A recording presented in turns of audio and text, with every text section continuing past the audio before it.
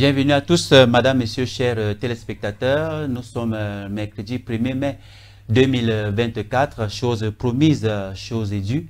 Désormais, tous les mercredis, sur les antennes de Kemet Télévision, la spiritualité prendra le pouvoir avec le frère Kombo Biuti Evanga, de son nom initiatique, et Elamba, de son nom de famille.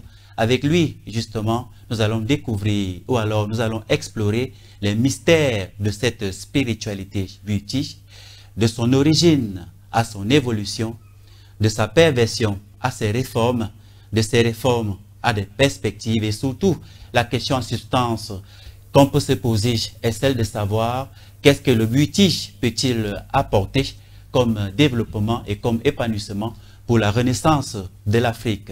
À toute cette question, le frère nous apportera forcément des réponses irrelatives. Permettez-moi donc de l'introduire, madame, monsieur, chers téléspectateurs. Alors, frère Kombo Biuti, au Tépatoire et bienvenue. Au TEP, merci pour la bienvenue. Alors, comment ça va? Je vais bien, merci. C'est le début d'une nouvelle aventure avec toi. Alors, comment tu te sens? Est-ce que tu es prêt? Je suis toujours prêt. Je l'ai toujours été. D'accord. Nous souhaiterons quand même que l'homme du Biuti, comme il est de coutume dans chaque événement, apporte, n'est-ce pas, cette invocation-là, si on peut le dire comme ça. Oui, justement, nous n'entrons jamais sur scène. Nous ne prenons jamais la parole sans prononcer les paroles de pouvoir qui nous permettent de nous exprimer de manière à être entendus, compris par les vivants et les morts.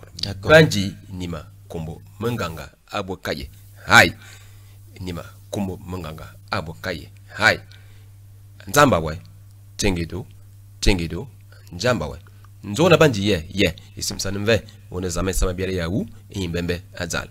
Je viens de faire la deuxième invocation parce que je suis pratiquant du Biuti sous au moins deux formes. Et la première forme, c'était le Bandi Makumanganga Bokai, c'était le Disumba et le Diboki. Et maintenant, Nzorna Bandi, c'est le Mbiri. Donc, je viens de prendre l'autorité, je viens de prendre le pouvoir pour être à la fois entendu par les esprits, les âmes, les ancêtres africains et les vivants aussi. Ça veut tout simplement dire qu'on peut désormais mener à bien cette émission. Nous sommes entrés. D'accord. Nous allons entrer dans le vif du sujet, c'est-à-dire nous allons procéder d'abord par la présentation ou alors la définition pour la gouverner de nos téléspectateurs. Alors c'est quoi la spiritualité Biuti? La spiritualité Biuti n'a pas, si j'ai pu me permettre, on ne devrait pas, si, n'est-ce pas, nous étions, n'est-ce pas, la perversion occidentale, n'est-ce pas, on ne devrait pas être en train de poser cette question-là. Parce que tous les Africains, depuis leurs origines, non, je l'ai dit ici déjà la semaine dernière, quand j'accompagnais mon frère, mon jeune frère Tot, que le Biuti n'est pas une religion, mais une spiritualité. Et il se trouve que la spiritualité contient la religion. J'insiste là-dessus, la spiritualité contient la religion. C'est-à-dire que la religion est une partie de la spiritualité. Ça veut dire que la spiritualité est antérieure à la religion. Exactement. D'accord. Voilà. Donc, les Africains que nous sommes n'ont jamais eu cette philosophie-là de penser que il faut vivre une vie profane à part et une vie du sacré à part. Les Africains, les Bantous que nous sommes, ont toujours conduit tous les deux ensemble. C'est pour cela que on ne se rendait compte d'une situation particulière, qu'il y a une situation particulière, que quand, n'est-ce pas, on devait maintenant procéder à un rituel. Le rituel étant ce que j'ai appelé aussi une recette qui vise à atteindre certains objectifs qu'on s'est fixés quand la société a des besoins, quand la société a des soucis, ou alors la société veut célébrer une situation ou la commémorer. Voilà. Donc, chez nous, les Bantous, et nous qui sommes les Bandi, Bandi, c'est le nom d'un initié au Bouti, nous les Bandi, en vérité, nous menons notre vie au quotidien, à chaque instant, n'est-ce pas, dans un mélange de sacré et de profane à la fois, en attendant que je me retrouve dans une situation où, parce que un problème s'est posé à l'humanité autour de moi, je vais parler de ma famille, je vais parler des amis, je vais parler de moi-même, n'est-ce pas? Là, je vais procéder à un rituel. Et c'est là où peut-être on aura l'impression qu'il y a un peu plus de sacré. D'accord. Beaucoup disent justement que le Bwiti appartient au départ aux Pygmées anciens du Gabon. Et qu'en est-il justement? Cela est très très vrai, il n'y a rien de plus vrai que cela. Parce que, en vérité, quand on pose la question de savoir quelles sont les origines du Bwiti, comme je l'ai dit, c'est une culture. Oui, bien. Maintenant, quand on parle des origines, c'est pour essayer, n'est-ce pas, de me faire comprendre, pour des besoins de communication. Je vais utiliser des référentiels occidentaux. Oui. Je dis souvent, quand on me pose la question de savoir quelles sont les origines du Bwiti, je dis, les origines du Bwiti datent de la période dite néolithique. Le néolithique, n'est-ce pas, correspondant à la période où l'homo sapiens, découvre, pas qu'il découvre, mais que Dieu se révèle, se découvre. Parce que c'est Dieu qui se découvre à l'homme. Ce n'est pas l'homme qui découvre Dieu. Et cette opération, n'est-ce pas, où Dieu se découvre à l'homme, s'appelle, pour dire simple, une rencontre de Dieu avec l'homme, ou alors une rencontre de l'homme avec Dieu, oui. Que, n'est-ce pas, Mircea Eliade a appelé une théophanie, la rencontre de l'homme avec Dieu. Donc, les premières théophanies, la première théophanie, la théophanie originelle, la toute première, n'est-ce pas, date de quand le premier homme, le premier être humain, n'est-ce pas, a la grâce, n'est-ce pas, que Dieu se révèle à lui. Et quand Dieu se révèle donc à lui, il lui dit, c'est moi Dieu, c'est moi le créateur de tout ce que tu vois autour de toi. Maintenant que l'humanité a déjà suffisamment évolué, étant donné que le premier être humain, l'aîné de la création de l'humanité, c'est le Pygmée, vous comprenez avec moi, vous conviendrez avec moi que c'est lui le premier à rencontrer ce Dieu dont on parle. Et ce premier homme, ce Pygmée, il vit dans la grande forêt.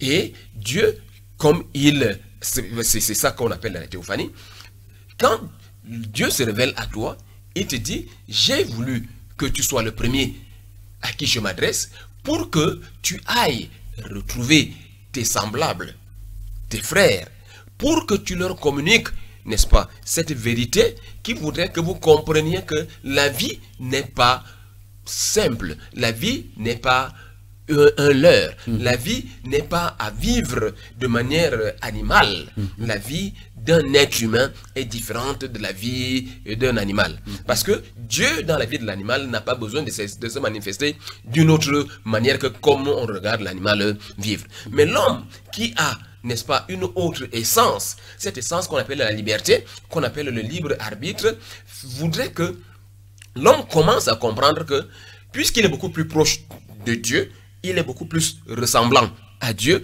qu'il comprenne que quand on est Dieu, parce que c'est le cas de le dire, n'est-ce pas, on n'a pas le droit de se comporter n'importe comment dans la nature. Quand je dis nature, comprenez végétation, comprenez animaux, comprenez les éléments, tout ce qui constitue la nature. Alors, Dieu lui donnait des codes. Il lui dit, c'est moi Dieu qui t'envoie. Puisque les tiens ne connaissent pas encore l'existence de Dieu, va leur dire que j'ai rencontré un être qui m'a dit, qui s'appelle Dieu. J'utilise des termes de convention. De convention, de communication, n'est-ce pas? Va dire qu'il y a un être qui dit qu'il est Dieu, que c'est lui notre créateur, c'est lui le créateur de toutes choses. Et il nous a dit que notre existence n'est pas fortuite. Notre existence est un plan, notre existence est un programme. Et ce programme voudrait que pour qu'il soit accompli, sachez que désormais, vous devez vivre de telle manière, telle manière. Alors, il lui donnait des codes. Et ces codes-là, c'est ça que j'appelle des recettes. C'est ça que vous appelez les rituels. D'accord. Voilà. Avant de te poser la question, celle de savoir à quoi consiste réellement le Bwiti? Parce qu'il faut souligner qu'il y a beaucoup de gens qui nous écoutent et qui certainement voudront plus tard s'initier au Bwiti. Il est important qu'ils comprennent justement et fondamentalement ce que c'est que le Bwiti, le mode opératoire et quels sont les bienfaits de cette spiritualité. Avant donc d'arriver à cette question-là, je vais te poser une autre question. L'instrument principal justement du Bwiti, c'est une racine qu'on appelle l'iboga. Alors, quelle est l'importance justement de l'iboga dans le Bwiti? Alors, si je me trompe, tu vas me corriger. Je n'avais pas fini avec la première question. Ah, d'accord. Oui, bien. Maintenant, il se trouve que le pygmée vit dans la forêt. Il a toujours vécu dans la forêt. Jusqu'à ce jour-ci, il n'est pas facile de faire sortir les pygmées de sa forêt. Maintenant, comme les migrations bantoues se sont opérées au fil des années, au fil des décennies, des siècles, n'est-ce pas? Il arrive donc que les bantous résidents qui s'étaient établis, n'est-ce pas, dans la zone de la forêt équatoriale qu'on appelle aujourd'hui le Gabon, ou dans la zone centrale du Gabon, du Congo, vers l'est du Congo, jusque les deux Congos, c'est-à-dire Congo-Brazzaville. Actuellement, je parle de la géographie actuelle. Congo-Brazzaville, Kinshasa, et maintenant le Gabon. Ces pygmées-là, avec le frottement, ils ont rencontré les Bantous. C'est comme ça que, avec les frottements, ils commencent donc à transmettre leurs connaissances, leurs secrets, n'est-ce pas, aux premiers Bantous qu'ils rencontrent. C'est ainsi qu'on va vous dire que les premiers à découvrir l'iboga, les Bwiti, c'est les Minsogo, les Togo, ou alors les Apindi, les Eshira, oui, les Simba, les Punu, les Lubu, les Miene, n'est-ce pas? C'est ainsi que les Bwiti, ayant d'abord été rencontrés par ceux-là, il a évolué pour, n'est-ce pas, venir maintenant vers les Fang. Et il évolue, il est allé vers le nord, surtout vers le nord. Vous savez que le Cameroun est au nord du Gabon. Vous savez que le Cameroun est au nord du Congo, n'est-ce pas? Au nord de la Guinée équatoriale. C'est ainsi donc qu'au fur et à mesure, petit à petit, le Bwiti est aussi arrivé au Cameroun. Vous voyez bien qu'il voulait parler de moi-même. Je suis Camerounais, je ne suis pas Gabonais, je ne suis pas Équateur-Guinéen, je ne suis pas Congolais, Brazzavillois, je suis Camerounais. Et je vous dis, le Bwiti est aussi arrivé au Cameroun de la même manière qu'il a commencé chez les autres. Et c'est ainsi que, selon le programme que tu as eu à donner, frère, tu as dit, on va aborder les origines, on va aborder l'évolution, on va aborder les perversions. La perversion, justement, les réformes. Et maintenant, envisager les réformes et les perspectives. N'est-ce pas? C'est le programme que nous avons établi justement pour la première émission d'aujourd'hui. Bien, maintenant pour arriver à la question que vous posez, le Bwiti, n'est-ce pas, se fonde à l'heure actuelle autour de deux éléments principaux. D'accord. Le premier, c'est, n'est-ce pas, cet élément naturel, la plante qu'on appelle l'iboga, n'est-ce pas, qui recèle cette substance particulière qu'on appelle l'ibogaïne, que certains s'efforcent souvent à essayer de traiter, de taxer de drogue, n'est-ce pas? Bon, il y a donc l'iboga, la plante iboga, dont le nom est suffisamment évocatoire aussi. Nous allons y arriver tout à l'heure là, n'est-ce pas? Et il y a maintenant la harpe sacrée, le ngommo, le ngombi, n'est-ce pas? Qui est l'instrument qui, jouant avec la plante iboga, permet qu'on commence à parler du Bwiti. D'accord. On va récapituler. Ça veut dire que la spiritualité Bwiti naît à travers les pygmées du Gabon. Et maintenant, ils ont migré vers d'autres terres, notamment les terres que tu as citées tout à l'heure, la Guinée. Ils y vivent, ils n'y migrent pas et ils tournent, puisque c'est leur milieu de vie. C'est leur milieu de vie, les pygmées ne sortent pas facilement de la forêt. Les administrations ont déjà tout essayé, ce n'est pas facile de le faire, parce que c'est leur milieu de vie naturel. Et je vous ai dit, le programme divin qui a été mis à eux, vous voulez qu'ils comprennent qu'ils comprennent que leur vie est dans la forêt. C'est pour ça qu'en réalité, on porte une grande atteinte à leur vie, à leur existence. À leurs us et coutumes. Oui, à leurs us et coutumes, et même à leur milieu de vie, en attaquant les forêts comme on le fait aujourd'hui. Donc ça veut donc dire que en tournant, ils installaient donc cette spiritualité sur toutes les terres n'est-ce pas, où il traversait, ou alors quand il migrait, ou alors quand il tournait, justement. Ils ne l'installaient pas, parce que le mot installer n'est pas de leur culture. Le Buti a donc fait comment pour partir du Gabon et pour que s'installer, toi qui es pratiquant et prêtre du Buti, oui, ici aujourd'hui au Cameroun? Ce n'est pas eux qui ont installé, c'est maintenant les Bantous qui ont installé. Pourquoi je leur refuse, n'est-ce pas, je refuse qu'on dise que c'est eux qui ont installé. L'installation, c'est une méthode, n'est-ce pas? C'est-à-dire que je décide de partager avec toi quelque chose, ou alors j'arrive et dis, il y a telle chose, commençons à la faire. Or, ce n'est pas comme ça que ça s'est passé. Mais il continuait quand même de pratiquer ça, n'est-ce pas, quand il tournait? Le Bouti des Pygmées n'est pas le Bouti des Bantous. Ah, d'accord. D'accord. Le Bouti des Pygmées est surtout centré sur la racine, sur la plante iboga, qui leur permet, n'est-ce pas, qui a des vertus particulières, qui permet par exemple l'éveil de la conscience, l'éveil de l'esprit, qui fait que, je vais prendre un exemple que j'ai lu, n'est-ce pas? Vous savez, après, ça s'est passé au Cameroun, il y a cela quelques décennies, quand le lac Nyos a laissé échapper des gaz qui ont fait des milliers de morts. Nous avons été au courant de ça. Beaucoup de scientifiques sont venus de partout, à travers le monde, pour venir essayer de faire des études. Et il y a eu, parmi eux, il y a eu un grand savant, n'est-ce pas, qu'on appelait Haroun Tazieff, n'est-ce pas? Et il se trouve que Haroun Tazieff, pour descendre, n'est-ce pas, dans le cratère qui avait laissé, le lac qui avait laissé échapper le gaz, a eu besoin d'ingérer, n'est-ce pas, de consommer un peu du diboga. Bon, parce que je me demande, je pense que vous allez me poser cette question plus tard, mais moi aussi, avant que je n'y réponde, je voudrais leur demander que pourquoi pensez-vous qu'un scientifique sorti de l'Occident soit venu ici et demande à consommer un peu d'iboga avant de descendre. D'accord, on y arrive, frère, quand on va parler justement de la racine iboga. Voilà. On va, n'est-ce pas, tu vas raconter ton histoire, mais je voulais dans un premier temps qu'on reste justement sur le Buti originel. Originel, justement, c'est là où je suis. Je dis, les Pygmées n'ont pas...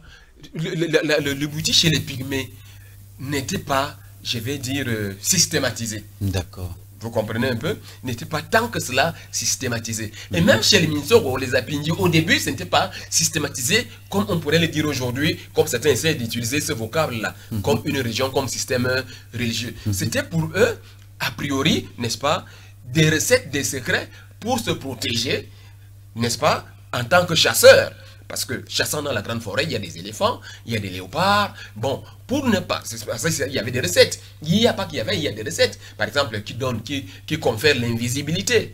Ça fait que, par exemple, un chasseur, un pygmée qui est à la chasse d'éléphants, un bantou qui est à la chasse d'éléphants ou bien de léopards, va se permettre de s'approcher de l'éléphant sans fusil, mais avec des lances, n'est-ce pas, pour tuer l'éléphant à bout portant, sans que l'éléphant se rende compte qu'il est là. Donc ça, c'est parmi les recettes que les Pygmées utilisaient. Et maintenant, quand ils se trouvaient qu'ils se rencontrent dans des parties de chasse avec des Bantous, n'est-ce pas, ils partageaient un peu ces recettes-là. C'est ainsi que cette recette, l'utilisation de la plante l'iboga, la manducation, n'est-ce pas, de la plante iboga est entrée dans les us et coutumes de ces peuples bantous que j'ai nommés tout à l'heure là, en commençant par exemple les Minsoro, les Eshira, les Apindi, jusqu'au Miene, avant de maintenant monter, systématiser comme, n'est-ce pas, quelque chose de particulier, de miraculeuse, n'est-ce pas? C'est ainsi que ça monte au fur et à mesure pour arriver chez les femmes et désormais chez nous au Cameroun, par exemple. D'accord. Avant justement de parler de son évolution, le Buti consiste concrètement à quoi? S'il y avait un élève, par exemple, qui voulait aujourd'hui s'initier au Buti, ça veut dire que ça consiste à quoi? Qu'est-ce que ça va lui apporter de fondamental pour lui, pour sa famille, pour sa communauté et plus tard pour sa dynastie? Merci, ça c'est une question très importante pour notre travail, pour notre future mission. Le Buti rejoint, n'est-ce pas, les valeurs ancestrales africaines qui enseignent, qui ont toujours enseigné et qui veulent qu'on continue d'enseigner que l'arrivée sur Terre d'un être humain n'est pas une chose fortuite. Qu'on ne vient pas par hasard sur Terre. Que quand on vient sur terre, on a une mission terrestre, on a une mission à accomplir. C'est-à-dire que on a des choses à faire. On a des gens à rencontrer. D'ailleurs, le Bouddhi enseigne que un être humain ne naît pas par hasard. L'être humain, je veux dire l'âme humaine qui veut venir sur la terre, qui veut venir à l'existence, choisit son père et sa mère. Je parle de la mère biologique, je parle de la mère mystique. Il dit, je vais venir naître sur terre pour accomplir ma mission terrestre, mais je choisis de naître chez tel papa, tel homme, qui même n'acceptera même pas d'assumer ma vie, mon existence. C'est pour ça qu'on appelle par exemple aujourd'hui les enfants de père non déterminés. Vous comprenez un peu. Mais telle mère, la mère au moins on connaîtra. Et même qu'aujourd'hui on a la possibilité de voir les mamans qui abandonnent des bébés dans les poubelles. Mais c'est cet enfant-là lui-même qui a choisi ces conditions-là. D'accord. Premier enseignement, sans te couper, frère, ça veut dire qu'il faut qu'on sache, tous ceux des vivants sur cette terre, qu'ils ne sont pas nés de leur mère par hasard. C'est eux-mêmes qui ont choisi de naître justement, de s'incarner. Exactement. À travers les entrailles de cette maman-là. Cette maman-là. Et le but également. Avec la semence de tel papa. Et le but également intègre ça. Pas qu'intègre, nous impose de le comprendre, de l'admettre, de l'intégrer. Très bien. Oui. On va donc poursuivre. Ça, c'est la toute première chose. D'accord. Que l'être humain, l'âme humaine, c'est mieux dit ainsi, qui décide de venir s'incarner, pour mieux parler davantage, n'est-ce pas, choisit son père et sa mère. C'est-à-dire la semence d'un tel homme, n'est-ce pas, et l'entraille d'une telle mère. Quel que soit ce qui va arriver après, le père va l'assumer, la mère ne va pas l'assumer. Il a décidé que, compte tenu de mon passé, de mon passif, parce que par rapport à ma mission spirituelle, je vais utiliser des mots que vous allez estimer être des emprunts, que vous allez estimer être du syncrétisme, mais nous sommes dans une logique de communication, n'est-ce pas? Pour qu'on se comprenne, c'est ça que les autres appellent en sanskrit le karma. D'accord. Le karma est une réalité, n'est-ce pas? Maintenant, donc, il faut comprendre que c'est anthropologique. L'être humain, depuis la nuit des temps, a toujours compris que le karma existe. C'est pour ça que la fortuité n'existe pas. Le hasard n'existe pas. Donc, quand l'être humain vient à naître, tous ceux qui vont vouloir s'initier, ils vont vouloir s'initier parce qu'ils ont des préoccupations, parce qu'ils ont des soucis, ils ont des aspirations, qui comprennent que oui, tu as cette préoccupation, tu as cette sollicitation, tu as ces soucis-là. Mais comprends d'abord que tout ce qui t'arrive aujourd'hui n'est pas le fait du hasard. C'est le choix que toi-même tu as opéré dès le début. C'est ainsi que tu es né chez telle maman avec la semence d'un tel papa qui t'a assumé plus ou moins, n'est-ce pas? Et maintenant, tu as évolué selon que les règles de ce que certains pourraient appeler, il y a un terme en français qu'ils utilisent là, pour dire que c'est des choses qui étaient déjà préétablies avant, n'est-ce pas? En réalité, ce n'est pas que c'est véritablement préétabli, mais ce n'est pas tout qui est préétabli. Parce qu'il y a aussi des situations d'opportunité. C'est ainsi qu'on demande de faire du bien quand on en a l'occasion, l'opportunité. Donc, le bouddhiste va donc t'enseigner qui tu es, d'où tu sors. C'est-à-dire la connaissance de soi. Tu connais le véritable et qui est même d'ailleurs la première des connaissances. Qui est la première, qui est la fondamentale de toute connaissance. Ce qui est bien, frère, sur la spiritualité africaine, c'est que elle se rejoint, quelles qu'en soient les confréries dans lesquelles les maîtres initiateurs ou alors les pratiquants peuvent appartenir. Parce que justement, le discours que tu tiens, je l'ai suivi la première fois, toujours dans ce studio, à travers un frère congolais, le frère Miyuna, qui nous a fait savoir que chaque être humain sur la terre choisit sa mère. Avant de venir au monde, choisit ses parents. Exact. Et d'ailleurs, tu le vis, on te fait vivre la même chose quand quand on veut dire lancer ta cérémonie d'initiation au Bouddhi, n'est-ce pas? Parce que l'initiation au Bouddhi mime. J'ai bien dit mime, mimer, n'est-ce pas? L'initiation au Bouddhi mime la naissance spirituelle. N'est-ce pas? Il montre comment est-ce que tu es venu à licence, mais cette fois-ci dans l'autre sens. Vous comprenez? Tu comprends? Ça fait que tu choisis aussi ton père spirituel, ce qu'on appelle le parrain, et tu choisis ta mère spirituelle, la marraine. Parce qu'en réalité, il n'y a pas de naissance avec un seul sexe. Qu'elle soit spirituelle, mystico-spirituelle, ou qu'elle soit biologique, il n'y a pas de naissance avec un seul sexe. C'est toujours en forme binaire. C'est toujours, il y a le mâle et la femelle qui doivent fusionner, qui doivent se rencontrer pour, n'est-ce pas, qu'il y ait fusion, qu'il y ait ensemencement avant gestation, ensemencement quand on est ensemencé, il y a fécondation, fécondation avant la gestation qui va conduire, n'est-ce pas, à la naissance, donc à la venue effective sur Terre du nouvel être. Ça veut dire que cet être-là, avant de s'incarner physiquement, existe spirituellement. D'où la décision de naître par telle ou telle autre mère, tel ou tel autre parent. C'est-à-dire qu'en réalité, le corps physique que nous portons n'est qu'un revêtement que nous empruntons, n'est-ce pas, quand on a déjà décidé qu'on va venir sur Terre et que cela a été validé par les entités spirituelles qui gouvernent, qui organisent, qui président, n'est-ce pas, à la venue sur Terre des âmes, aux différentes vagues de naissances humaines et de tous les êtres. Donc, il en est de même pour les animaux, pour les végétaux. D'accord. Ça veut tout simplement dire que le premier enseignement, fondamentalement, dans le Bhuti, c'est d'apprendre la connaissance de soi. La première des connaissances. Exactement. C'est ainsi que, quand tu viens donc t'initier au Bhuti, la première chose que tu dois intégrer, c'est que tu vas te rencontrer toi-même. Tu vas rencontrer toi-même. Tu vas te rencontrer ton double, c'est-à-dire que ton alter ego, n'est-ce pas, qui est le témoin de ce pourquoi tu es venu sur Terre. C'est celui que on appelle chez les autres l'ange gardien. Et cet ange gardien n'est autre que toi-même dans la dimension spirituelle. C'est cet ange gardien qui, comme le dit si bien son nom, gardien, c'est-à-dire qu'il te garde, il te protège. Il veille sur toi, il te protège. Il ne fait pas que te protéger, il ne fait pas que te garder, non. Il te guide, mais aussi te juge.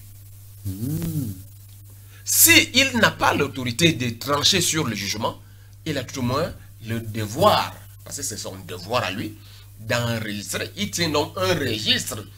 Je m'exprime très bien, clairement. Je dis, il tient un registre dans de ton lequel existence où c'est comme un livre de comptabilité où tu as les passifs et les actifs, n'est-ce pas? Les bonnes œuvres que vous allez appeler le bon karma.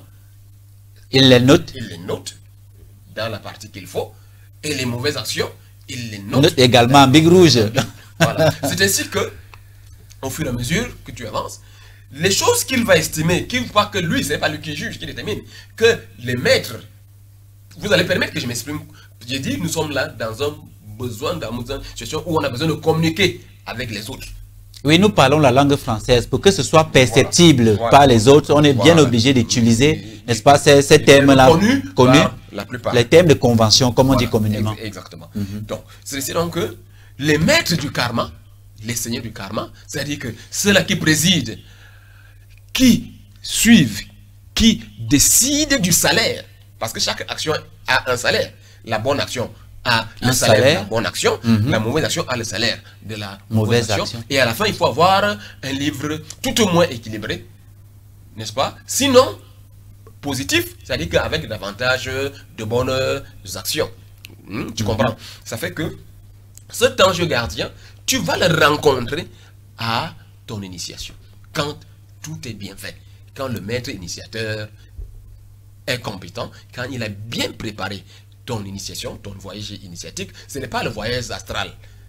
Il y en a qui, parce que lui, il ne maîtrise pas le vocabulaire français, ce n'est pas le voyage astral. Le voyage astral, c'est le rêve qu'on fait par exemple quand on dort. On peut décider de faire son voyage astral étant couché dans son lit quand on a appris à le faire. Ce n'est pas un voyage astral, c'est un voyage initiatique. Donc, lors de ce voyage initiatique, donc, quand tout a été bien organisé, quand tout a été bien préparé, c'est-à-dire qu'on a veillé à briser, à casser tous les obstacles qu'il aurait pu y avoir sur ta route, parce qu'il y en a souvent, n'est-ce pas, on finit d'arranger ta route. Quand tu arrives à rencontrer, n'est-ce pas, ton ange gardien, celui qui va te révéler l'univers.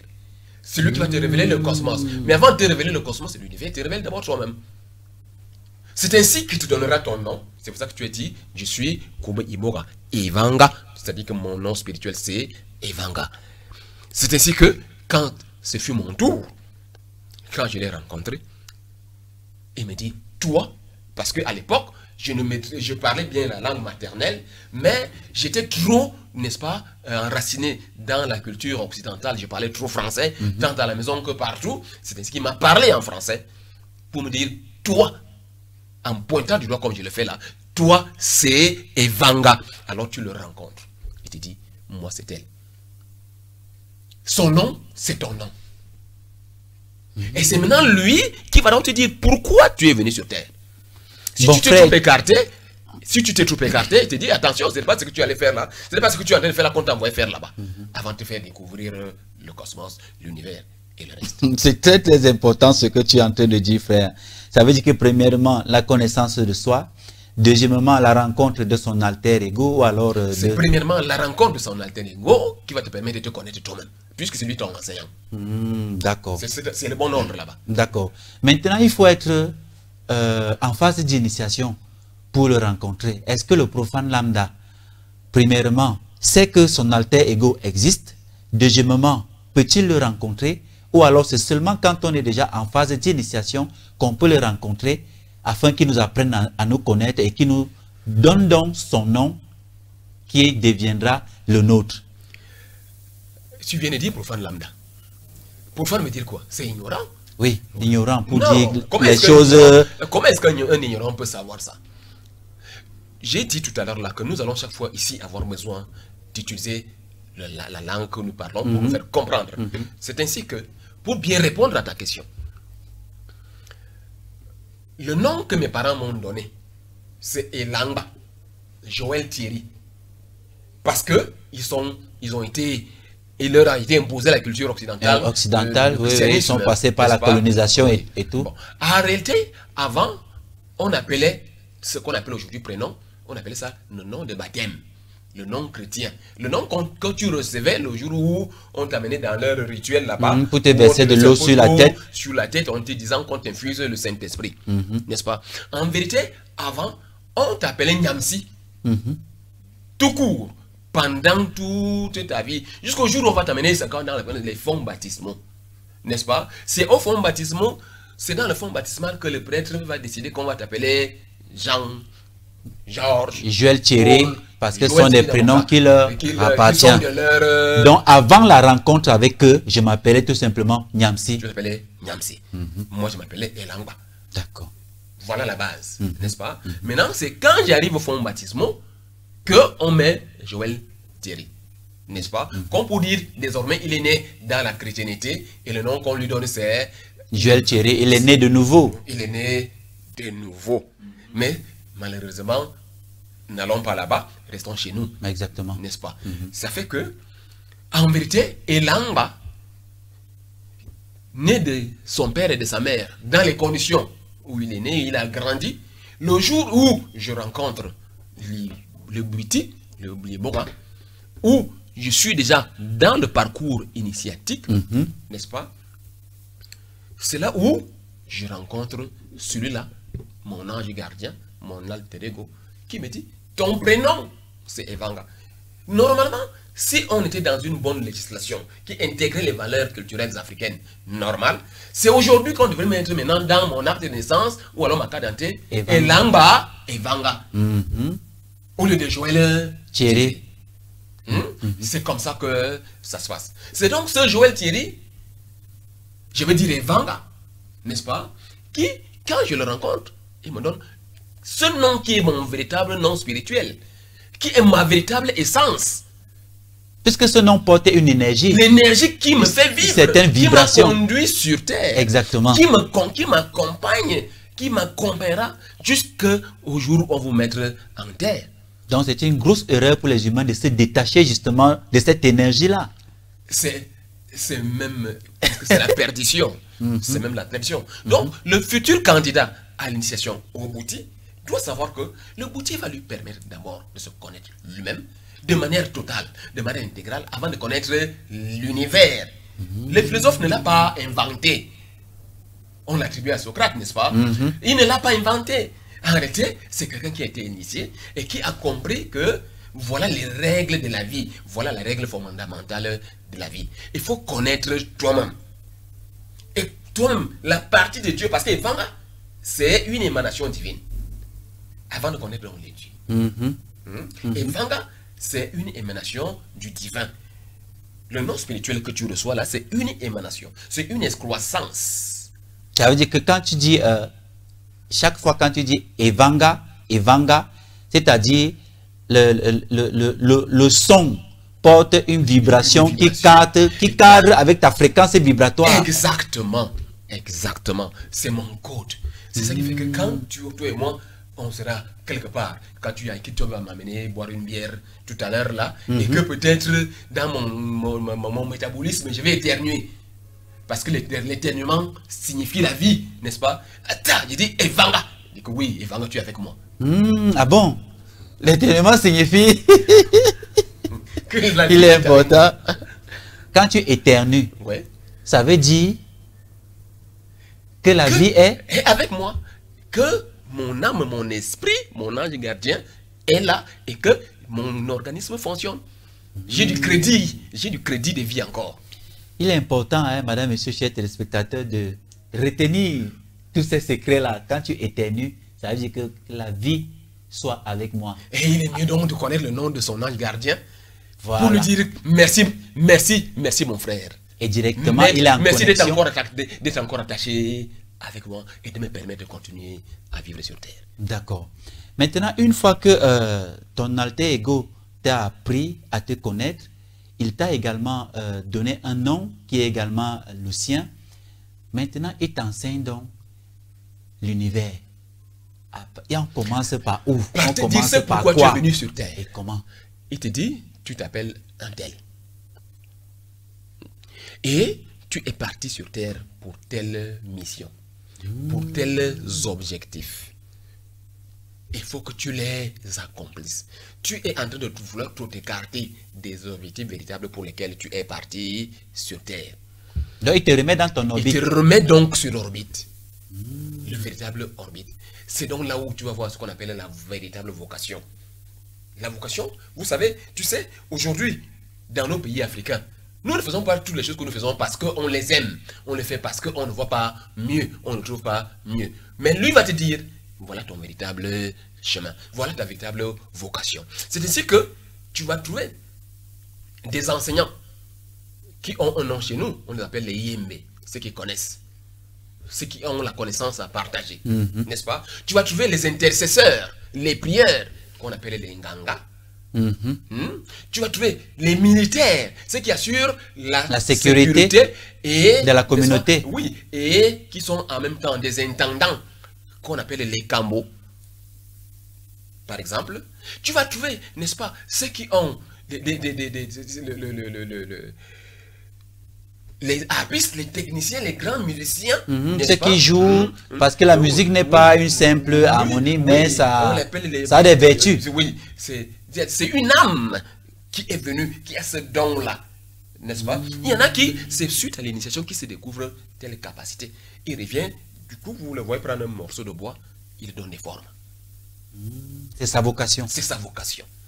Vous voyez l'autre qui vient, il commence à trop bien parler. On se dit, mais avant, il n'était pas comme ça. Comment est-ce qu'il est devenu très intelligent comme ça? Comment est-ce que l'intelligence est devenue si spontanée chez lui? Il est rentré dans ce pourquoi il est venu sur la terre. Il a rencontré sa véritable vocation. Vous allez trouver des médecins, les Nima, les guérisseurs. Vous comprenez un peu? Vous allez trouver des sages femmes qui sont aussi de l'ordre des Nima, n'est-ce pas? Vous allez trouver des mamans, c'est-à-dire que celles qui sont supposées être dans les garderies des enfants, celles qui sont supposées être dans les crèches, la maternelle. C'est là-bas où on te montre ta véritable vocation. Tu rentres étant conscient de ce que voilà mon essence. Ah, ok. Je peux comprendre maintenant pourquoi on dit de certains enfants qu'ils sont des surdoués. C'est-à-dire ils ont une intelligence au-delà de la compréhension humaine. Oui. Donc, avec un quotient intellectuel beaucoup très beaucoup élevé plus important comparé à la moyenne. Oui. D'accord. Bon, maintenant, si je pose la question que certainement les téléspectateurs pourront te poser, ou peuvent te poser, celle de savoir si tu as déjà entrepris dans ta vie un travail qui te permet de te nourrir, de nourrir ta famille, même si ce n'est pas ta vocation. Est-ce que après avoir intégré du beauty par exemple, et qu'il savait que ta vocation se révèle, à ce moment-là, qu'est-ce que tu dois faire? Qu'est-ce que tu dois faire? La question elle est bonne. Et c'est là où il faut interpeller nos sociétés africaines. C'est là où il faut interpeller les administrations, les gouvernants, n'est-ce pas? Comme je l'ai dit tantôt, beaucoup dans la société africaine aujourd'hui ne font pas les choses parce qu'ils les aiment. Ils les font parce qu'ils ne trouvent pas mieux. Et qu'est-ce qui fait qu'on aime une chose? On aime une chose, on aime un métier quand il correspond à notre vocation. Quand il s'emboîte avec notre vocation. C'est ça qu'on appelle la vocation. Quand on fait quelque chose avec amour, on ne le fait pas parce qu'on cherche le gagne-pain. Maintenant, pour revenir à ta question, si mon initiation vient de trouver que j'étais déjà engagé dans une logique, dans une entreprise, dans un emploi, où je suis quand même capable de nourrir ma famille, de me nourrir, de subvenir aux besoins de moi-même et de mon entourage, qu'est-ce que je dois faire? On ne va pas te demander d'abandonner. Non, on ne te le demandera pas. Ce ne serait pas honnête, ce ne serait pas logique, ce ne serait pas objectif, n'est-ce pas? Mais ce qu'on devra te recommander, c'est commence quand même à essayer dans l'autre chose pour voir comment ça va se passer.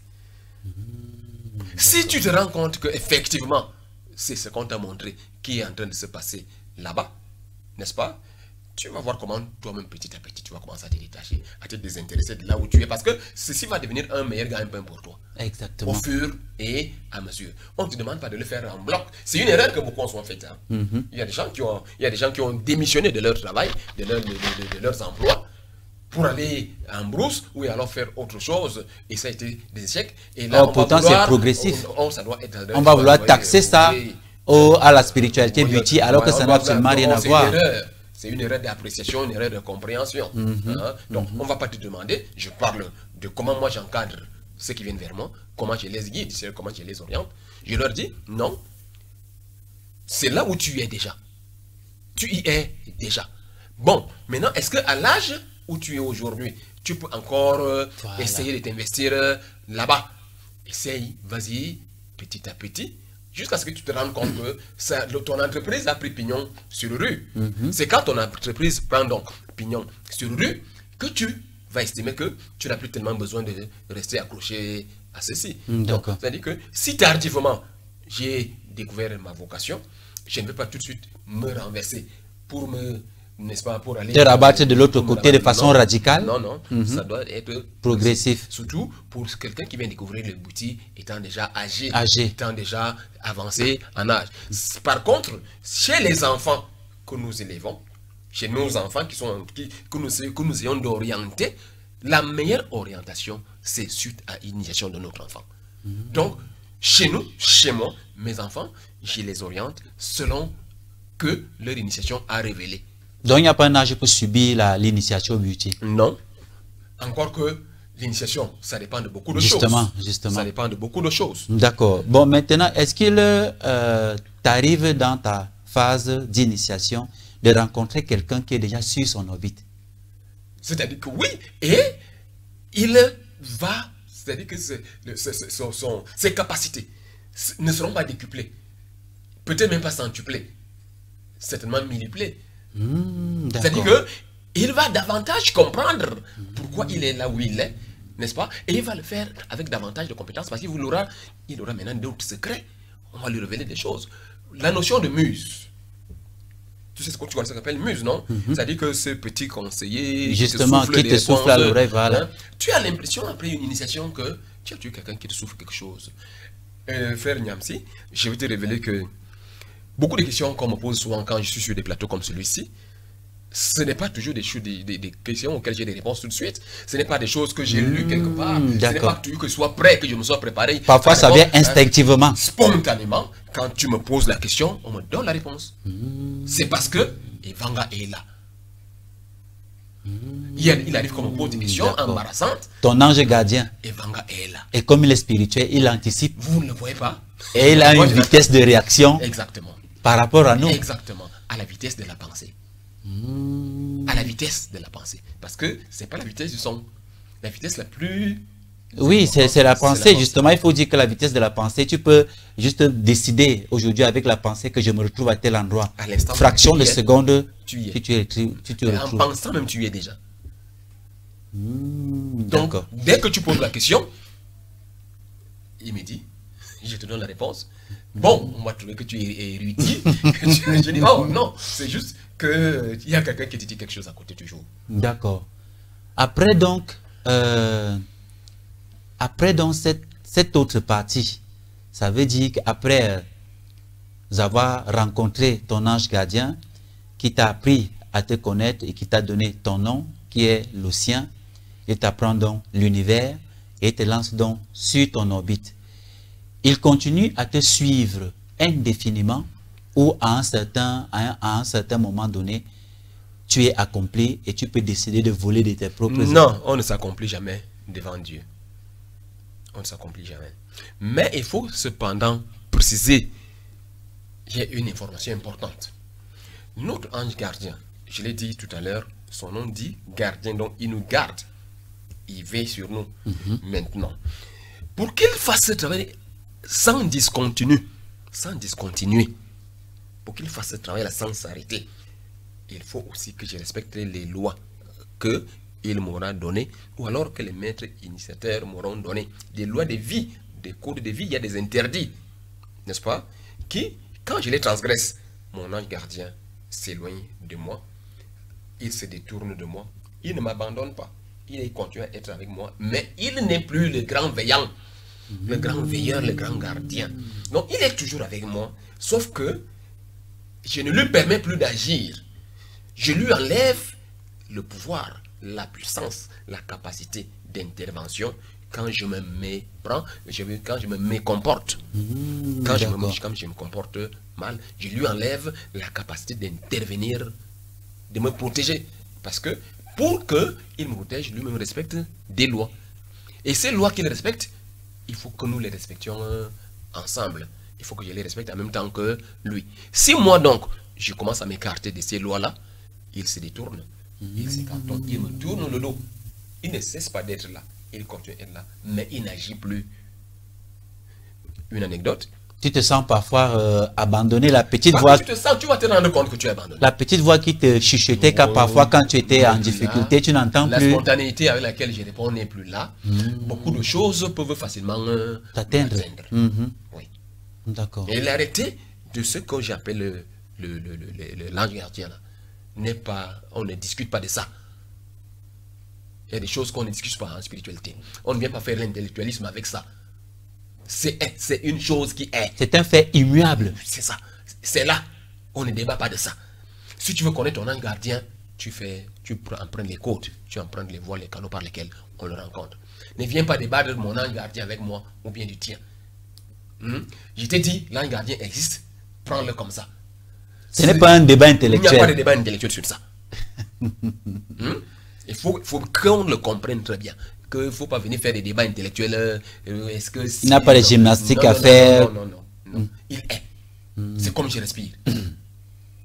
D'accord. Maintenant, frère, est-ce que c'est tout le monde qui a la capacité de transmettre après son initiation? Je vais prendre un exemple.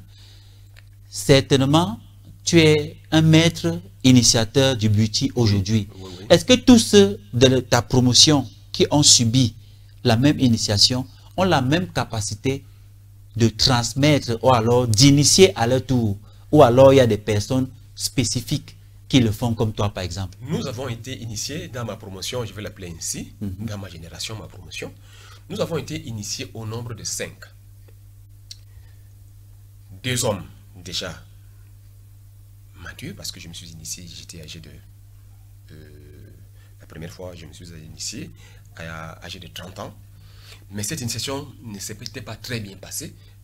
J'ai eu à voyager, à voir des choses, mais les clés, les vrais arcanes même, je ne les ai pas eu. Obtenu.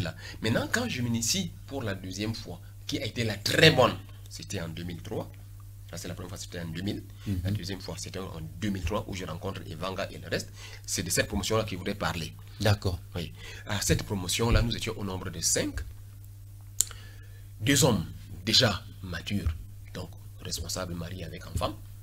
Moi, j'avais 32 ans à l'époque. Je pense que l'autre aussi. Un jeune homme, un enfant. C'était mon neveu, c'est mon neveu. Et une femme qui est jeune de notre génération et une femme maman. Les 3 de ma génération, d'âge biologique, nous sommes tous aujourd'hui des maîtres. D'accord. Nous sommes tous 3 aujourd'hui des maîtres. Tous les 3. Aujourd'hui, nous sommes des maîtres. Je le suis devenu avant tous les autres, c'est vrai. Chacun avec son étoile. Bon. Mais tous les 3 aujourd'hui, nous sommes des maîtres. Le jeune homme, sur qui on aurait voulu fonder beaucoup d'espoir, il s'est détourné de la voie. La maman n'était pas très prédisposée à continuer parce que sa famille, des influences familiales, tout ça. Mais tous les 3 aujourd'hui, nous sommes devenus des maîtres et nous sommes tous les 3 aujourd'hui responsables des temples. D'accord. D'accord. Bon, maintenant, est-ce que la question que je vais te poser, frère, est celle de savoir, est-ce que toi, en tant que maître Bhuti, le Bhuti, dans sa pratique, intègre également la médecine? Je ne dis forcément pas la médecine tu veux parler de la conventionnelle. Tu veux parler de la guérison. C'est-à-dire la science mystique. De la guérison. Non, enlève d'abord mystique sur ça. D'accord, la science de la guérison. Enlève mystique sur ça. D'accord. Oui, enlèvons d'abord mystique sur ça. C'est la science de la guérison, n'est-ce pas? Oui, effectivement, n'est-ce pas? Toute spiritualité, n'est-ce pas, doit intégrer la science de la guérison. Pourquoi? Parce que c'est avec le corps. C'est le corps qui est le principal instrument de l'âme pour agir dans la nature, pour agir dans le monde, n'est-ce pas? Alors, le corps a besoin d'être en santé, n'est-ce pas? Le corps ayant besoin d'être en santé, il faut des gens qui ont la science, n'est-ce pas? Cette science, cette connaissance, n'est-ce pas, elle est transmise. Vous allez voir que si vous regardez de manière sans influence, sans passion, tous les processus qu'on va attribuer à toutes les autres mouvances spirituelles et mystiques, vous allez voir qu'il y a toujours un aspect où on dit on a guéri, ou alors on a opéré, parce que la guérison, elle a beaucoup de sens. La guérison, peut-être c'est le corps physique qui souffre. Il y a aussi la guérison que le corps mental souffre. Il y a la guérison que l'esprit souffre. Il y a la guérison que la famille souffre. On voit par exemple, on a des enfants qui n'arrivent pas à aller à l'école. On a des enfants qui n'arrivent pas à trouver des emplois. On a une femme qui n'arrive pas à procréer. Tout ça, c'est des maladies. Toutes ces choses-là sont des maladies. Et effectivement, le Bhuti a cet aspect-là qui dit le corps physique est la caisse de résonance de toute forme de morbidité. N'est-ce pas? Le corps physique, mon corps, est la caisse de résonance de toutes les formes de morbidité. Qu'elles soient d'origine physiologique, c'est-à-dire que j'ai trop mangé, j'ai trop bu, et ça m'a donné peut-être la goutte, peut-être, on appelle ça comment, la maladie du foie, là, quand on a trop bu la cirrhose. La cirrhose, voilà. La cirrhose. Par exemple, n'est-ce pas? Ou une colique, parce qu'une diarrhée carabinée, parce qu'une diarrhée alimentaire, ça c'est physiologique, n'est-ce pas? Ou alors une maladie d'origine microbienne, c'est-à-dire une infection. Ou alors qu'elle soit d'origine mystique, spirituelle. On a pris au con, on a vendu, on a gâté, on a attaché. La caisse de résonance de toutes ces formes de morbidité-là, c'est mon corps physique. Et le Bhuti, effectivement, prend en compte le fait que c'est à travers le corps physique que l'homme sert Dieu, que l'homme honore Dieu, que l'homme se manifeste, agit dans le monde. Alors il faut que le corps physique soit capable de le faire avec aisance, avec force, avec toutes ses capacités. Alors on ne peut pas dire qu'on cherche à servir Dieu si le corps physique ne marche pas bien. Alors, si Bhuti, c'est Dieu, forcément que Djibouti va intégrer la médecine. D'accord. D'accord, frère. Est-ce qu'il y a un autre enseignement qu'on apporte à l'élève qui veut s'initier au-delà de tout ce que tu viens de dire tout à l'heure, c'est-à-dire la connaissance de soi, la connaissance de son ange gardien, la connaissance de l'univers? Est-ce qu'il y a une autre étape dans le processus de l'initiation de l'élève Beauty?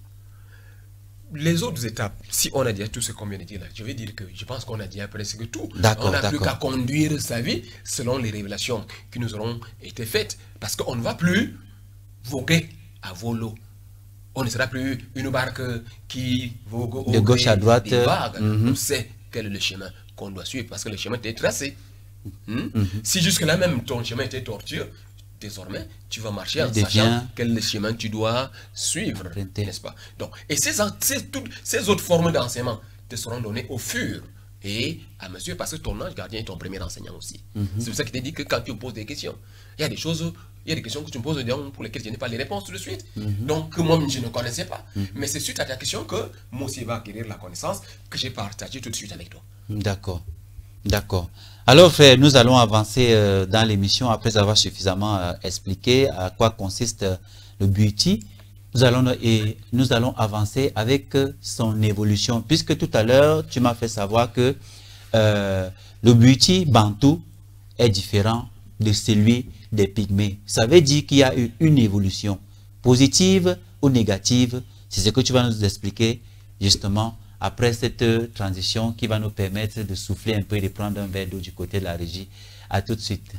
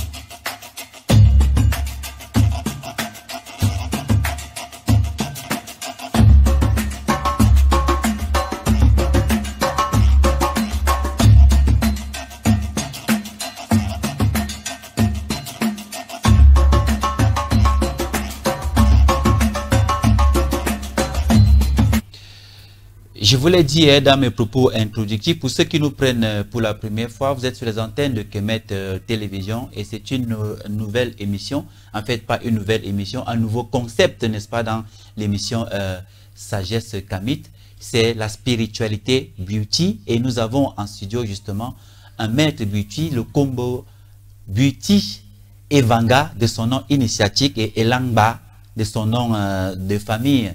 Il a suffisamment expliqué en première partie. Nous amorçons donc la deuxième dorsale de cette émission avec justement l'évolution de cette spiritualité. Alors frère, tu as dit à l'entame de l'émission que le Beauty qui appartenait aux Pygmées n'est plus le même que les Bantous ont intégré. Ça veut dire qu'il y a une évolution. Maintenant, on va savoir le cheminement. Est-ce que l'évolution est positive ou alors est-ce que l'évolution est négative? L'évolution, je ne peux pas dire qu'elle soit négative. Elle est positive, même si elle a été, n'est-ce pas, infiltrée, c'est-à-dire un peu diluée. Mais avant d'arriver là-bas, d'accord, quand je dis que le Beauty des Pygmées n'est plus celui que les Bantous ont commencé à utiliser, je vais d'abord partir d'un élément central que j'ai évoqué tout à l'heure là. Je vous ai dit que le Beauty s'organise, s'articule autour de deux axes principaux.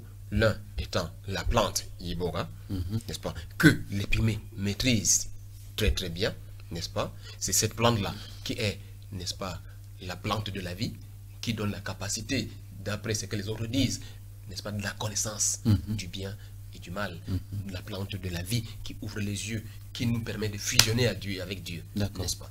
Ça, c'est le bouti que les pygmées utilisaient. Et maintenant, en termes d'instruments, parce que l'autre pilier, c'est un instrument. Chez les pygmées, vous n'allez pas trouver l'instrument que j'ai évoqué tout à l'heure, que j'ai appelé le ngoma, c'est-à-dire le ngombi, la harpe sacrée à une corde.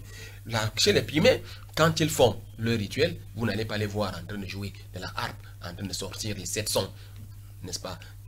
Ils ont un triangle, et vous allez trouver le même triangle quand vous allez entrer dans les temples des bouddhistes. Donc quand vous allez entrer chez moi, vous allez voir qu'il y a un triangle à percussion, n'est-ce pas? Les pygmées ont le même triangle à percussion. Ils sont 2 ou 3 qui tapent le triangle, ils percutent, pac, pac, pac, pac, pac, pac, pac, pac, hein? Ça accompagne leur chant et danse. Maintenant, quand vous arrivez chez les Fang, chez les Bantous, c'est là où le ngombi, la harpe sacrée à 8 cordes, entre en scène. Certes, certainement qu'il y a eu une situation nouvelle qui a voulu qu'on leur révèle, n'est-ce pas, cette harpe sacrée. C'est là la première démarcation entre le bouti des pygmées et le bouti des Bantous. On a le ngombi, la harpe sacrée à 8 cordes, n'est-ce pas? Ça, c'est la première évolution, n'est-ce pas? Ça veut dire que le bouti originel n'est pas resté figé. Non, la spiritualité... Au fil du temps. La spiritualité n'est pas figée, elle est dynamique. D'accord. Elle est dynamique, elle est évolutionnelle, elle est progressive. D'accord. Hein? C'est d'ailleurs le principe de fonctionnement de toute véritable spiritualité. D'accord. La spiritualité est dynamique. Hein? Et le dynamisme là est dû à quoi? Ce dynamisme est dû à l'évolution, la progression. Je veux dire, selon que les âmes humaines grandissent. Parce que l'humanité grandit. L'humanité n'est pas statique. C'est d'ailleurs pour ça que scientifiquement, on vous a dit, on a parlé, n'est-ce pas, d'Homo erectus, on vous a parlé d'Homo habilis, on vous a parlé d'Homo sapiens, on vous a parlé d'Homo sapiens sapiens. C'est-à-dire que l'homme n'a pas cessé, l'humanité n'a pas cessé de grandir. Si on a déjà ces différents stages d'Homo là, n'est-ce pas? Ne pensons pas que l'humanité actuelle va s'arrêter où... D'accord. Donc, comme l'humanité, on a commencé par exemple avec l'Australopithèque robustus, après l'Australopithèque gracile, après l'Homo habilis. Après l'Homo habilis, l'Homo erectus, après l'homme de Néandertal. C'est ainsi que après l'Homo sapiens, pendant cette évolution, comme je l'ai dit tout à l'heure, c'est pendant cette évolution-là que Dieu se révèle. Tout à l'heure, quand j'ai énoncé la notion, n'est-ce pas, de théophanie, n'est-ce pas? C'est dans cette progression-là que la théophanie s'opère. La première, où Dieu se révèle à l'homme pour un premier niveau d'âge. Quand un enfant grandit, ce n'est pas tout de suite que l'enfant commence à raisonner comme toi et moi. Exactement. N'est-ce pas? L'enfant grandit, c'est au fur et à mesure qu'il acquiert la capacité de comprendre, de saisir telle autre chose. N'est-ce pas? C'est aussi comme ça que l'humanité évolue et le bouti l'enseigne. Le bouti le reconnaît, le recommande et l'enseigne. À chaque niveau d'âge de l'humanité, n'est-ce pas, il y a aussi un niveau de spiritualité particulière pour le plus grand nombre, même si certains pourront se démarquer. C'est-à-dire donc que le premier niveau du bouti, tel que je l'ai dit, à l'époque où il était encore exclusivement chez le pygmée, il n'y avait pas ce que je viens d'évoquer là, la harpe sacrée à 8 cordes. Parce que vous allez entrer dans un temple. D'ailleurs, tu as déjà été dans l'une de mes prestations. Tu as vu qu'on jouait un instrument avec des mélodies, avec, n'est-ce pas, qui permettaient qu'on sorte des prouesses, n'est-ce pas? Bon. Dans une cérémonie qu'on appelle l'ongoso. On en viendra dans la deuxième édition. Dans une prochaine édition. D'accord. N'est-ce pas? Donc, le bouti donc progresse et au fur et à mesure, les théophanies interviennent. C'est ainsi que, selon les théophanies qui arrivent après une certaine période, plus ou moins longue, n'est-ce pas, on intègre une nouvelle chose. Dieu vous donne une nouvelle chose. Donc, un nouveau niveau de compréhension, un nouveau niveau de connaissance, et un nouveau niveau de communication avec lui. Un nouveau niveau de fusion, de communion avec lui. Parce que Dieu n'a jamais abandonné l'humanité, comme certains l'enseignent. C'est pour ça que j'ai insisté la dernière fois en disant que l'Ubuntu n'est pas une religion. L'Ubuntu est une spiritualité, la spiritualité contenant la religion. D'accord. Est-ce que pendant son évolution, par exemple, il n'y a pas risque de perversion? On en viendra avec le volet perversion tout à l'heure, si le temps nous le permet. Est-ce que pendant son évolution, il n'y a pas un risque de perversion, par exemple? La perversion, le risque de perversion est toujours présent. Il est présent pourquoi? À cause de mon père spirituel, l'un de mes papas spirituels, Mouchipa Zemba, appelle ça les hommeries. C'est-à-dire que les égos des hommes qui veulent chaque fois essayer de détourner les choses à leurs seuls avantages et non à l'avantage de la communauté pour mieux communier avec Dieu. Donc il y a toujours ces risques-là. Et ces risques-là, on essaye toujours de les arrêter, de les endiguer. La négation ne peut ne pas être là. Mais c'est d'ailleurs grâce à la négation qu'on voit. C'est grâce aux ténèbres qu'on voit la lumière. Hein? C'est grâce aux ténèbres qu'on voit la lumière. S'il n'y a pas de ténèbres, tu ne pourras pas apprécier. S'il n'y a pas de mal, on ne peut pas savoir que le bien est bien. Voilà. Donc, il y a toujours ces risques-là. Donc, pour revenir à l'évolution, il y a eu donc cette première évolution.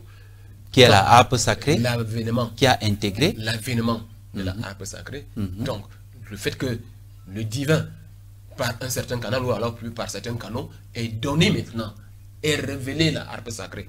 Et ceux à qui il révèle la harpe sacrée, que nous appelons dans le Buti les Beti Ngamo, ou vous allez entendre appeler Beti Ngombi, c'est-à-dire que celui qui joue à la harpe, c'est un don aussi qu'on ramène quand on s'initie. Hein? Celui qui est Beti Ngombi, il revient, il est capable que quand il est revenu, quand il est sous l'effet, n'est-ce pas, de tout ce qui a été mis sur place, qui a été mis en place pour son initiation, où tous les esprits sont encore là, son esprit qui est le Beti Ngombi, il se met à jouer, alors qu'il n'a jamais appris. Hein. Il se met à jouer, même s'il ne va pas jouer de manière parfaite, mais vous allez rendre compte que il se met à jouer. Alors là, quand il va revenir, quand on va maintenant le mettre de manière précise, de manière encadrée par les grands maîtres Beti, il va arriver et il sera un grand Beti. C'est comme ça donc que quand on a donc donné le Ngombi, le Ngomo, la harpe sacrée à 8 cordes, n'est-ce pas, aux boutistes, n'est-ce pas, on a aussi donné la capacité de jouer. Donc le don de jouer, n'est-ce pas, aussi est arrivé. D'accord. Donc c'est-à-dire la harpe sacrée arrive dans le Buti pendant son évolution, et y compris donc des gens susceptibles de jouer à cette harpe. Avec l'esprit du jeu. D'accord. L'esprit du joueur de la harpe. D'accord. Tout ça va ensemble. C'est comme les percussionnistes. Donc, c'est des gens, c'est des musiciens. C'est des musiciens et musicologues. C'est-à-dire qu'ils étudient, ils sont même capables de faire des recherches sur la musique. C'est pour te dire que la vocation, c'est quand tu vas là-bas que tu rentres avec. Donc celui qui est venu avec, le vrai, l'authentique Beti plein a la capacité d'aller en brousse, choisir l'arbre dans lequel il va tailler son ngombi, son ngomo. Certes, ça se fait des rituels, ça ne se fait pas de manière profane. Il prend cet arbre-là, il coupe, il prend le morceau qui lui conviendra, n'est-ce pas? Il arrive, il sculpte, il fait tout ce qu'il faut, il joue. Ça, c'est l'authentique. D'accord. Donc, quand cet instrument-là, dans l'évolution, quand cette histoire-là aussi est arrivée, ça n'est pas arrivé, et puis c'est d'abord resté là que, bon, on attend l'année, le siècle, ou non. Tu es arrivé avec ceux qui avaient le don. Voilà. C'est même celui qui a le don. Le premier était celui qui a le don. D'accord. Voilà. Bon, maintenant, pendant son évolution toujours, ça veut dire que le Buti d'aujourd'hui a conservé la racine Iboga. La racine Iboga reste le principal élément auquel maintenant s'ajoute le ngombi. La harpe sacrée. L'arbre sacré. D'accord. Y a-t-il un autre élément qui a intégré l'évolution du Buti, par exemple? Tous les instruments à percussion. Mais avant la harpe sacrée, il y avait d'abord un premier cordophone. Parce que la harpe sacrée est un cordophone. J'ai dit harpe sacrée à 8 cordes. Mais le premier cordophone, on appelle mongongo, c'est l'arc. C'est l'arc avec une seule corde, une liane, que les doués, comme les Beti Ngombi, c'est toujours les mêmes, c'est eux les instrumentalistes, c'est eux les joueurs, n'est-ce pas? Ils te sortent des milliards de sons avec une seule corde, en jouant d'une baguette qui règle et celle qui frappe, qui donne la percussion avec sa joue, avec ses joues, sa bouche. C'est sa bouche qui est, n'est-ce pas, la caisse des résonances. La caisse des résonances. Bon, on va écouter, on aura l'occasion d'apporter des éléments des instruments. Des éléments sonores, des enregistrements. Ah, d'accord. Et même peut-être une certaine fois, on va peut-être amener des gens ici qui vont jouer de la harpe sacrée. Ce ne sera pas la grande harpe, ce ne sera pas la harpe évidemment sacrée, mais ce sera, n'est-ce pas, son représentant qui peut sortir, parce que la harpe sacrée ne sort pas. Ah, d'accord. Ça ne sort pas? Non, ça ne sort pas n'importe comment. Et pourquoi, maître Kombo et Banga, pourquoi est-ce que la harpe ne sort pas? Elle est sacrée. Elle est sacrée. Toi, en tant que maître du buti, ça veut dire que tu ne considères pas figé le buti aujourd'hui. Peut-être dans des siècles à venir et dans son évolution, il y aura davantage d'autres éléments qui vont intégrer comme je l'ai si la bien spiritualité dit, buti. telle que l'humanité évolue, toute chose évolue, la spiritualité aussi. Donc le buti, forcément. D'accord. Venons-en justement à sa perversion. Comme la plupart des spiritualités qui ont subi une perversion, le buti également a suivi une perversion, des perversions. Alors comment est-ce que ça s'est passé et comment est-ce que vous, en tant que des maîtres, vous avez pu gérer justement l'infiltration Les perversions viennent à la suite des évolutions, n'est-ce pas? Les perversions sont des évolutions néfastes, des évolutions négatives, des évolutions, donc des falsifications. Donc les perversions viennent des falsifications. Maintenant, on n'a pas encore vidé l'aspect évolution. En plus d'Ngombi, par exemple, il y a maintenant les cultures rencontrées. Parce que quand l'eau prend la forme du récipient qui le contient, la spiritualité aussi s'adapte au milieu dans lequel il arrive. Parce que quand la spiritualité arrive dans une culture, dans un peuple, ce peuple a déjà des us et coutumes, n'est-ce pas? Ces us et coutumes vont forcément, ils vont s'inter-influencer, ils vont se compénétrer. C'est ainsi que le buti influença les différents peuples bantous, chacun à sa façon. C'était de même aussi les cultures que le buti a rencontrées ont influencé le buti à leur façon. Exemple simple, comme le christianisme. Le christianisme, avant d'arriver en Afrique, les Africains avaient des us et des coutumes. Le christianisme a pénétré l'Afrique, mais malheureusement a plutôt phagocyté ce qui était comme spiritualité, entre parenthèses, chez nous en Afrique. Ce n'est pas le bon exemple. Le bon exemple n'est pas celui-là. Le bon exemple par rapport au christianisme, parce que j'ai une assez bonne assise dans le christianisme aussi, donc je peux en parler avec autorité. D'accord. N'est-ce pas? Donc, le christianisme, le bon christianisme, dans l'exemple que nous prenons, il faut aller au Moyen-Orient, il faut aller en Occident, il faut aller un peu en Asie, dans les différentes églises. Vous allez entendre parler des églises, l'église de Russie, l'église d'Arménie, l'église, les coptes d'Éthiopie, de la Grèce, n'est-ce pas, de Chypre, n'est-ce pas? Ça, là-bas, n'est-ce pas, le christianisme, s'il est considéré comme un liquide ou alors un fluide, a appris à épouser la forme des récipients dans lesquels il entre. Quand je te refuse la capacité de dire qu'il a phagocyté, non, ce n'est pas, c'était une tentative de destruction. En réalité, le christianisme a essayé, c'est même forcé à détruire, n'est-ce pas, les cultures africaines. Parce qu'il n'est pas venu avec les bonnes voies, il n'est pas venu avec les bons moyens.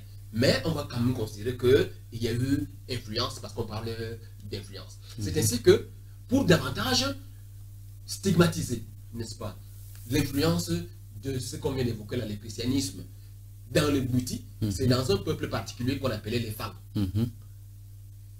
C'est le buti des femmes, n'est-ce pas? On s'en parle les femmes du Gabon, qui a été le plus perverti, qui a été le plus corrompu. Et c'est lui donc qui a évolué jusqu'à vers le sud du Cameroun, jusqu'à Yaoundé où nous sommes aujourd'hui. On peut trouver des temples boutis au Gabon, je veux dire à Douala, au Cameroun. On peut trouver des temples boutis dans beaucoup de coins du Cameroun désormais. Mais il est sorti de là-bas, étant déjà perverti. Mais à l'heure actuelle, il y a, quand on va aborder cet aspect, quand on sera les réformes. Dans les réformes et les perspectives, n'est-ce pas? Donc, c'est ainsi que dans le bouti des femmes, n'est-ce pas? Vous allez entendre, ils ont donné un nom, Ngomo et femme. Le Ngomo et les femmes. Le Ngomo, pour vouloir dire bouti, n'est-ce pas? Maintenant, quand il est entré dans le milieu des femmes, comment est-ce que le bouti des femmes va être forcément profondément corrompu? Il va être profondément corrompu parce que il arrive à l'époque où la colonisation, avant même la colonisation, d'abord les impérialismes, parce que les impérialistes, ils ont pris le temps de bien étudier, de bien observer, pour tirer des conclusions et élaborer des stratégies pour détruire cette spiritualité.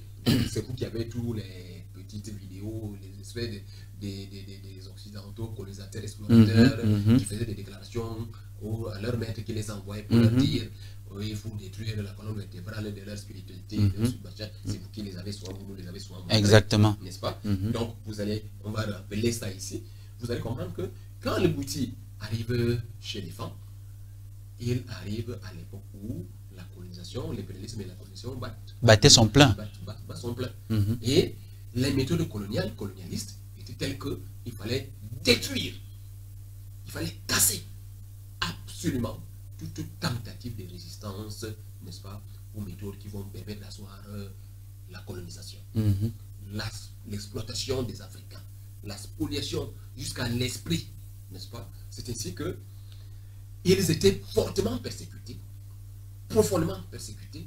Alors, pour essayer d'échapper, pour essayer d'amoindrir, n'est-ce pas, la force, la dureté, n'est-ce pas, de la persécution avec laquelle le colon agissait pour détruire la spiritualité africaine, donc la spiritualité de Bouti, quand il arrivait chez les femmes, il fallait que les femmes essayent de s'adapter, de montrer, trouvent des stratégies, trouvent des parades, n'est-ce pas, pour essayer de faire comprendre aux Blancs que ce que nous faisons n'est pas trop différent de ce que vous faites. Parce qu'en réalité, toute véritable religiosité, toute véritable spiritualité est que l'être humain, je l'ai dit tantôt, vient sur Terre pour un programme, pour un plan, pour une mission. Et cette mission-là, donc, on est des étrangers, on est des pèlerins sur Terre, et on va rentrer quelque part. On a deux seuils. Seuil d'entrée, la naissance, le seuil de sortie, la mort, n'est-ce pas? Et on a la scène de la vie, n'est-ce pas? Et que pendant cette vie-là, on a des choses à faire. Et ces choses où on va trouver des capacités de superposition, de tel dans tel plan, comme tout à l'heure, là, tu évoquais un maître qui sortait de RDC. Donc, en réalité, le cosmos se connaît, se rencontre, ou alors c'est connu, c'est rencontré presque partout de la même manière. C'est juste que les réalités géographiques ont imposé des approches, des clés différentes. C'est ainsi donc que quand le colon arrive, faisant le plus de mal possible, et le femme ayant peur pour sa vie, n'est-ce pas, a commencé à essayer d'amadouer l'occidental en lui disant ce que je fais n'est pas très différent de ce que tu fais. Ce que je fais ici dans les boutiques équivaut à ce que tu fais là-bas dans ton christianisme. C'est ainsi qu'un certain Jésus-Christ atterrit dans les boutiques avec sa vie, avec son sacrifice volontaire, avec tout où il va mourir, on va l'enterrer, il va ressusciter 3 jours après. Or, c'est des connaissances qui sont universelles. Elles sont anthropologiques, elles sont spirituelles pour toutes les humanités. Nous naissons tous de la même manière. Et du coup, les membres du Bouti sont devenus des chrétiens. On parle de syncrétisme. Donc, ils n'étaient plus ni totalement chrétiens, ni totalement bouddhistes. C'est ainsi que on a parlé de la perversion. Donc, le Bouti des femmes qui a cependant beaucoup calqué chez les Minsogo qui avaient gardé, qui ont le Bouti originel, les Minsogo, les restes qu'on a évoqués tout à l'heure là, ils ont ajouté la Bible. C'est ainsi que par exemple, on va te dire, tu vas aller dans certains milieux de Bouti, et il n'est pas facile aujourd'hui de leur enlever la tête. Ils vont te dire que, je t'ai parlé tout à l'heure de comment le Ngomon arrive, le Ngombi, l'arbre sacré, n'est-ce pas? On va dire que le premier ngombiste, le premier harpiste, tu peux deviner qu'il est dans la Bible. C'est David, le roi David. Ils vont te dire que c'est le premier. Ils vont te dire donc, essayez de dire que c'est lui qui jouait, parce que dans la Bible, c'est de lui qu'on parle. Qui jouait de la harpe, c'est lui le psalmiste, c'est lui qui fait les 150, bien 151 psaumes, et quand il priait Dieu, il tournait, et il jouait à la harpe, c'est avec la harpe qu'il communiquait avec Dieu. Donc, on essaie de trouver des équivalences, des comparaisons, on te dit que Jésus-Christ c'est Mongabenda, des noms comme celle-là, des choses comme celle-là. On fait tout pour superposer le christianisme au bouti, pour essayer, n'est-ce pas, de passer et continuer à pratiquer à peu près. Donc, ça veut dire donc que le discours de la Bible, fondamentalement, n'étant pas étranger au beauty, mais ce qui me dérange un peu, c'est que pourquoi est-ce que les Africains ont donc accepté, plutôt que de rester même dans le beauty et pratiquer, par exemple, le christianisme à distance, ont décidé de prendre comme Messie un certain Jésus, au point de dire aujourd'hui que nos fétiches sont sont l'œuvre du Satan, du diable, et au point où aujourd'hui, des gens ne vont même plus au village tout simplement parce qu'ils disent qu'il faut donner sa vie essentiellement et uniquement à un personnage qui n'a même pas existé, qui est Jésus. Oui. Ici, sur ce plateau-ci, n'est-ce pas, qu'on valorise chez Cantadio, par exemple, parmi tant d'égyptologues, tant d'historiens africains, tant de savants, qui ont commencé à ouvrir la conscience des Africains pour leur dire qu'il faut rentrer à vos valeurs originaires, n'est-ce pas? Et chez Cantadio va dire, n'est-ce pas, il n'y a pas plus grande prison que la prison psychique. D'accord, on va arranger un peu ton micro. C'est vrai que nous sommes en direct, mais il est important car tout ce que nous disons. C'est ainsi que la plus grande prison, c'est chaque Cantadio qui le disait, est la prison mentale psychique, n'est-ce pas? Or, il se trouve que pour que le colon atteigne ses objectifs, il a fallu qu'il soit sûr qu'il a lessivé la psyché de tous les colonisés. Ça lui permettait de mieux asseoir son autorité. Ça lui permettait d'avoir le plus de pouvoir possible, parce que en vérité, quand on a une bonne spiritualité, l'ange gardien que j'ai évoqué là, l'ange gardien que j'ai évoqué tout à l'heure là, n'est-ce pas? Il ne protège pas que l'individu. Il y a l'ange gardien des peuples. Il y a l'ange gardien au niveau de la société. Il y a des esprits qui protègent le village. Il y a des esprits qui protègent des contrées. Il y a des esprits qui protègent des clans. C'est ainsi que vous allez entendre parler des liens de famille, des esprits. Donc il y a des interdits que des peuples entiers observent, parce qu'il y a un lien avec généralement ce qu'on appelle le totem. Donc le lien totémique nous impose une certaine discipline. Et ça veut dire que ça pouvait aussi faire la guerre. D'accord. Ces esprits-là pouvaient aussi faire la guerre à l'esprit qui arrive. Alors il fallait détacher, il fallait te désarmer, n'est-ce pas? Quand tu es en guerre, quand tu es face à un adversaire, un guerrier qui est en face de toi, un adversaire, n'est-ce pas? L'une des choses pour être sûr que tu veux le c'est de les désarmer, pendant que toi tu continues à garder ton arme. Alors il fallait désarmer les peuples conquis, les peuples colonisés. D'accord.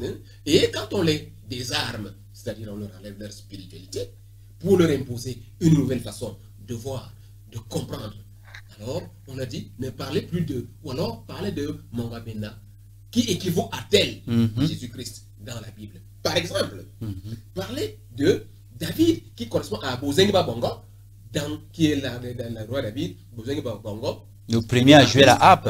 Ça, c'est des superpositions qu'ils font. Or, on n'est pas sûr que David était le premier à jouer de la harpe. C'est faux. C'est faux.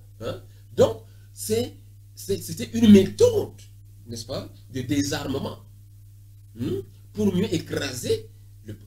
Par exemple, on a des anecdotes où on te raconte qu'on a rencontré des initiés bandits, des initiés de Bouti, qui sont partis danser le ngosso. C'est généralement on fait le ngosso la nuit. Ils sont partis danser le ngosso. En pleine journée. Bon, on peut le faire en journée aussi. On peut le faire, mais c'est mieux la nuit parce que les entités avec lesquelles on travaillent mieux. Parce que les anges, les esprits ont des heures. Tu comprends? Donc, C'est ainsi qu'on les a rencontrés, le colon avec ses sbires, il les a rencontrés, il les a attrapés, il a pris les clous avec lesquels on fait les ponts, on a renforcé des clous au centre de la tête. C'était de manière à terroriser, c'était du terrorisme, n'est-ce pas? Alors, en réalité, on ne peut pas tant que cela les accuser. On ne peut pas tant que cela les accuser. On va donc accuser qui? Non. On n'a pas... C'est le karma aussi d'une certaine manière. Hein. Donc, c'est arrivé de cette manière-là que le colon, pour s'imposer et mieux nous exploiter, mieux nous spolier, n'est-ce pas? Il a fallu qu'il détruise notre spiritualité. Heureusement que le Bouddhi a quand même pu, tant bien que mal, y échapper.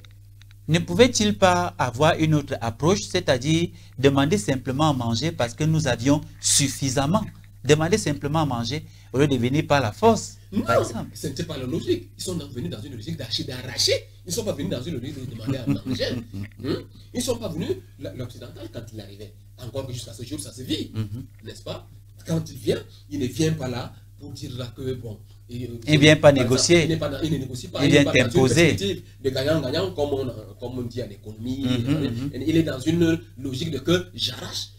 Ce que tu croyais être pour toi, la mienne, plus pour toi, c'est désormais pour moi. D'ailleurs, tu vas aussi rester là pour travailler pour moi. Et le peu, les petites miettes qui vont tomber, c'est juste pour ta subsistance, pour continuer à me servir pleinement. D'accord. Ils ne sont pas venus dans une logique où on avait la capacité de leur dire, bon, tenez-vous tranquille, on se comprend avec vous, n'ayez pas peur de ce que nous faisons. Non, ce n'était pas la logique avec laquelle ils sont venus. Donc, ils n'avaient pas le choix. Ils n'avaient pas le choix. D'accord. Frère, 90 minutes, ça passe très vite. Nous sommes arrivés au terme de cette première édition de la spiritualité Beauty sur les antennes de Kemet Télévision à travers l'émission Sagesse et Kamit. Nous ne sommes pas arrivés au bout, tout simplement parce que nous n'avons pas fini avec l'évolution. En fait, on n'a pas épuisé, on n'a pas vidé le problème. Nous avons encore les réformes, nous avons encore les perspectives.